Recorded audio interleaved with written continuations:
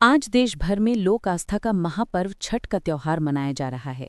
हिंदू धर्म में छठ पूजा का विशेष महत्व होता है। ये 4 दिनों तक चलता है, जिसमें तीसरे दिन का विशेष महत्व होता है, जहां पर संध्या अर्घ्य देकर सूर्य उपासना और छठी मैया की पूजा होती है। इस दिन व्रती घाट पर एकत्रित होकर डूबते हुए सूर्य को अर्घ्य देते हैं। जामनगर में रहने वाले उत्तर भारत और बिहार के लोग आज नदी तट पर पहुंचे और डूबते सूर्य के साथ छठ पूजा का पहला अर्घ्य आज दिया। छठ पर्व का आज तीसरा और बेहद अहम दिन है। इस दिन को अस्ताचलगामी सूर्य को अर्घ्य दिया जाता है। नहाए खाए और खरना के बाद इस महापर्व में आज संध्या काल में डूबते हुए सूरज को अर्घ्य दिया जाएगा। इस दिन पहले भगवान सूर्य और छठी मैया की विधिवत पूजा की जाती है, फिर शाम के समय अस्त होते सूर्य को अर्घ्य देने की परंपरा है। कहते हैं कि इस दिन सूर्य देव की उपासना से संतान प्राप्ति, संतान की रक्षा और सुख समृद्धि का वरदान मिलता है। छठ पर्व के तीसरे दिन की पूजा को संध्या अर्घ्य भी कहा जाता है। ये पूजा चैत्र या कार्तिक माह के शुक्ल पक्ष की षष्ठी तिथि को की जाती है। इस दिन सुबह से अर्घ्य देने की तैयारियां शुरू हो जाती हैं।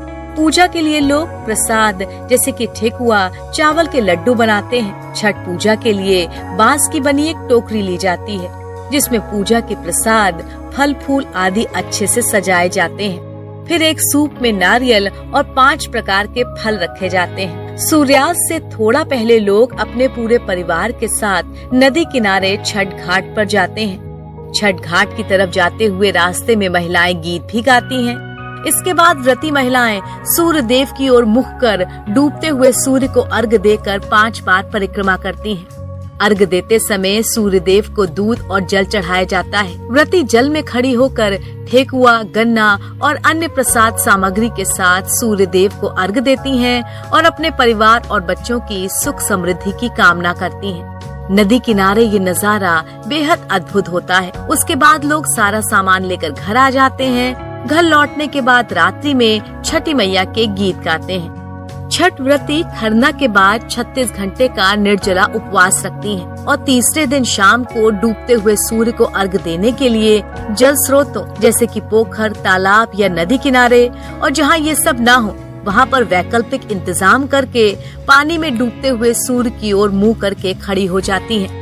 जब तक सूर्य देव डूब नहीं जाते, श्रद्धालु उपासना में लीन रहते हैं। सूर्य के डूबने के बाद लोग घरों की ओर वापसी करते हैं। फिर चौथे दिन उगते हुए सूर्य को अर्घ्य देकर सूर्य उपासना का ये महापर्व छठ समाप्त हो जाता है। आइए आपको बताते हैं छठ पूजा का शुभ मुहूर्त क्या बन रहा है। छठ पूजा के तीसरे दिन यानी आज शाम को डूबते हुए सूर्य को अर्घ्य दिया जाएगा। हिंदू पंचांग के अनुसार 7 नवंबर को सूर्योदय 6:42 पर होगा, जबकि सूर्यास्त शाम को 5:48 पर होगा। इस दिन नदी किनारे या तालाब में खड़े होकर सूर्य को अर्घ्य दिया जाएगा। पौराणिक मान्यताओं के अनुसार संध्याचल में सूर्य अपनी पत्नी प्रत्युषा के साथ होते हैं। इसीलिए छठ पूजा में शाम के समय सूर्य की अंतिम किरण प्रत्युषा को अर्घ्य देकर उसकी उपासना की जाती है। ज्योतिषियों का कहना है कि ढलते हुए सूर्य को अर्घ्य देकर कई परेशानियों से मुक्ति मिलती है। इसके अलावा सेहत से जुड़ी समस्याएं भी दूर होती हैं। कार्तिक पक्ष की जो शुक्ल तिथि में षष्ठी तिथि में खास करके ये छठी का महापर्व मनाया जाता है। खास करके उत्तर भारतीय और बिहारी लोग हैं, उसमें ये जो पर्व है ये महापर्व है। खास करके जामनगर में बड़ी तादाद में लोग हैं, ये छठी मैया का पूजन करते हैं और जामनगर के जो नदी किनारा है वहीं के पूजते हैं। तो छठी मैया का जो महात्मा है वो क्या है, जो छठी मैया का जो पूजन करते हैं उससे खास मिलते हैं। आपका नाम क्या है? रिंकी। आप कहाँ से है? यूपी। खास करके ये छठी मैया का जो पूजन करती है, तो ये पूजन, ये व्रत कैसे होता है? पहला दिन लौका भात खाते हैं, दूसरे दिन खीर रोटी और तीसरा दिन है कल चौथा दिन होगा सुबह, ऐसे मनाते हैं। पहले दिन पूजन में आप क्या करते हैं? पहला दिन है नहाए खाए का दिन होता है, लौका भात बनाते हैं छठ माँ के नाम से और खाते हैं। दूसरा दिन खीर रोटी बनाते हैं, छठ माता को घर में पूजा करते चढ़ाते हैं, उसके बाद खाते हैं। आज एकदम बिना निर्जला रहते हैं। आज के दिन पूरा कल पारण करेंगे सुबह में सूर्यदेव को अर्घ्य देने के बाद। खास करके ये जो छठी मैया का व्रत आप बनाते हैं तो किसके लिए बनाते हैं आप? कोई पति के लिए मनाता है, कोई बच्चों के लिए मनाता है, कोई घर के बिजनेस के लिए मनाता है। घर में सुख शांति खुशियाँ हमेशा बनी रहे, रोग भी दूर करती है छठ माता। घर में बहुत सारी समस्या दूर होती है छठ माता की कृपा से। आप कहाँ से हैं? हम तो यूपी से गाजीपुर। आप यूपी के गाजीपुर से है। आप जामनगर में ये छठ पूजा आप कर रहे हैं, तो आपके वहाँ कैसा होता है?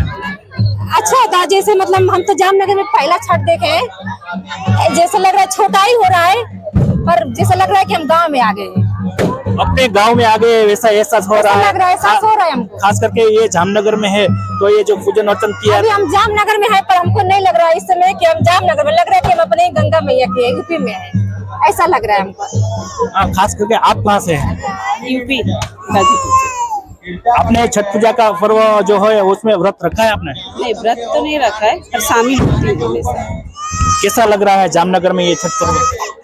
बहुत ही अच्छा लग रहा है, ऐसा लग रहा है हम लोग गाँव आ गए हैं, यूपी में आ गए हैं। और खास ये जो पर्व होता है तो उसमें क्या क्या होता है? बहुत कुछ होता है, जैसे लगता है कि हम बाराती जा रहे हैं। छठ तो एक ही जान करती है, मेरी दीदी कर रही है, पर हम लोग इतना उत्साह से, इतनी खुशी से हम लोग तैयार होकर आए हैं। पहली बार देख रहे हैं, जिसे लग रहा है कि सच में हम अपने गांव में गंगा मैया को दर्शन कर रहे हैं यहाँ पे। खास करके ये छठी मैया है वो कौन है? वो तो मालूम है? हाँ, वो ब्रह्मदेव की, सूर्यदेव की बहन है। हाँ, और शिव शंकर भगवान की बहू है। यही छठ मैया ब्रह्मदेव की पुत्री है। छठी मैया का व्रत किस किस ने किया है? मेरी माँ ने की करती थी, अभी कर रही है, और मेरी दीदी कर रही है, मेरी और एक बहन है कर रही है। घर में चाची सब कुछ, मतलब सासू जी, मतलब ससुराल में मायके में सब लोग करते हैं।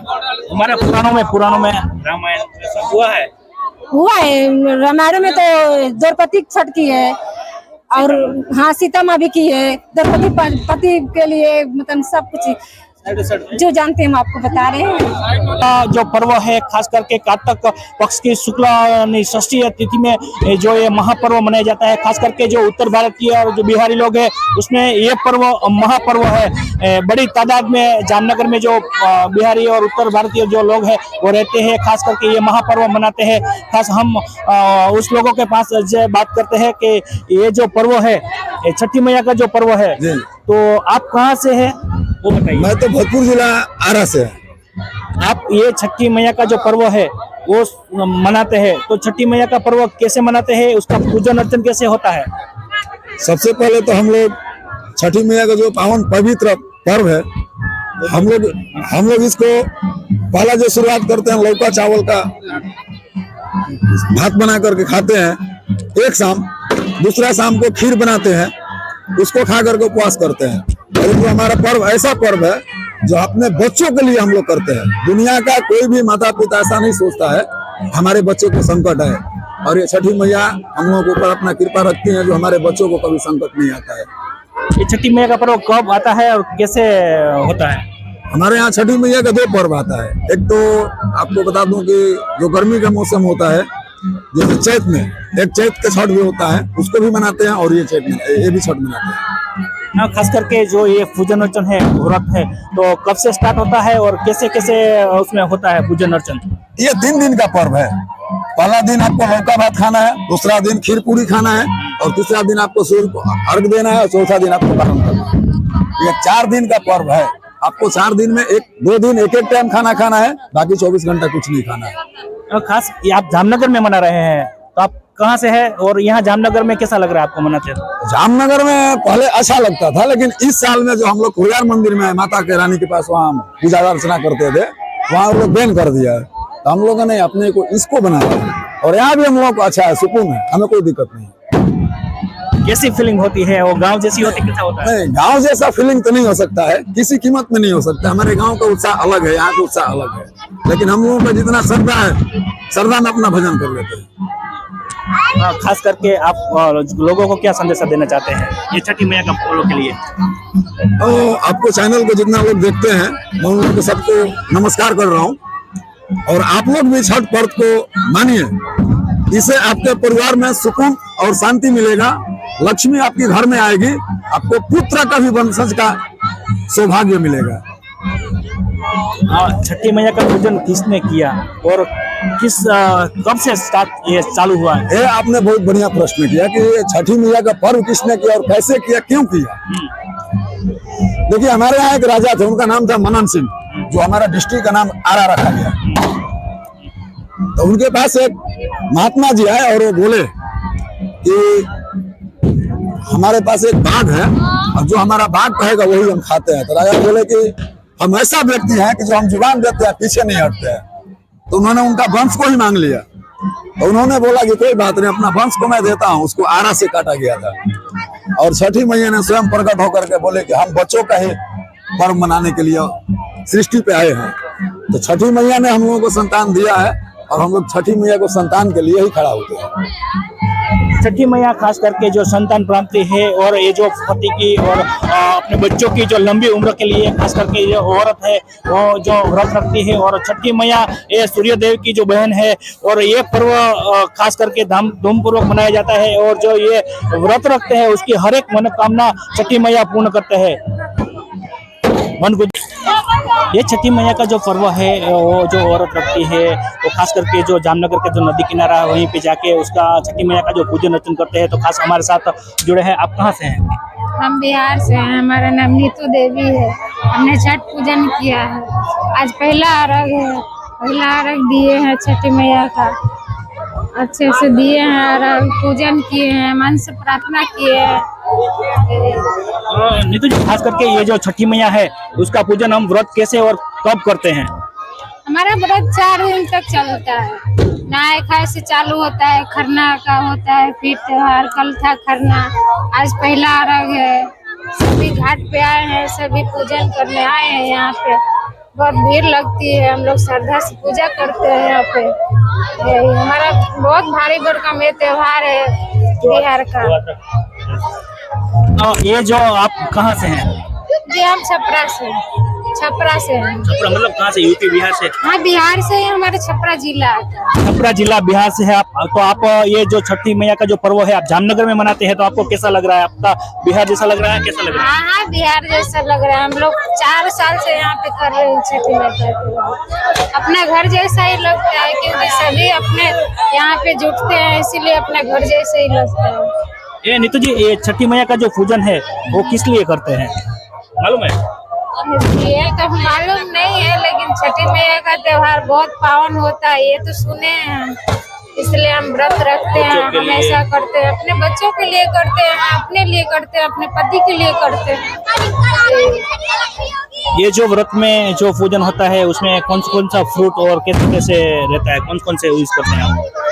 फल फ्रूट होता है, फिर अपना घर में पकवान बनाते हैं, आटे का और गुड़ का पकवान बनाते हैं। घी लगता है, आटा लगता है, गुड़ लगता है, यही सब का पकवान बनता है।